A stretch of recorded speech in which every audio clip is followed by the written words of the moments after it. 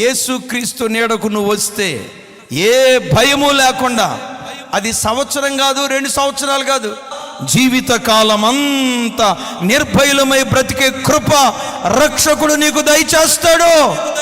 ఇంట్లో ఉన్నా లేకున్నా, ఆమేన్, డబ్బు ఉన్నా లేకున్నా నిర్భయంగా బ్రతికే కృపిస్తాడు. సార్, ఉద్యోగం ఉన్నా లేకపోయినా, వ్యాపారం ఉన్నా లేకపోయినా, ఆస్తి ఉన్నా లేకపోయినా, సార్ గవర్నమెంట్ ఉద్యోగం ఉన్నా లేకపోయినా, వ్యాపారం సరిగ్గా జరిగినా జరగకపోయినా, తినటానికి తిండున్నా లేకపోయినా, మీకులాగా బిర్యానీ లేకపోయి ఉండొచ్చు, కారపు మెతుకులు తిన్నా నిర్భయుడిగా బ్రతుకుతాడు సార్ యేసుక్రీస్తుని కలిగినటువంటి వాడు.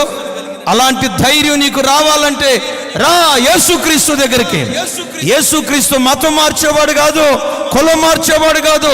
నీ గుండెల్లో ఉన్న భయాన్ని తీసేసి నిర్భయంగా బ్రతికే కృప దేవుడు అనుగ్రహిస్తాడు.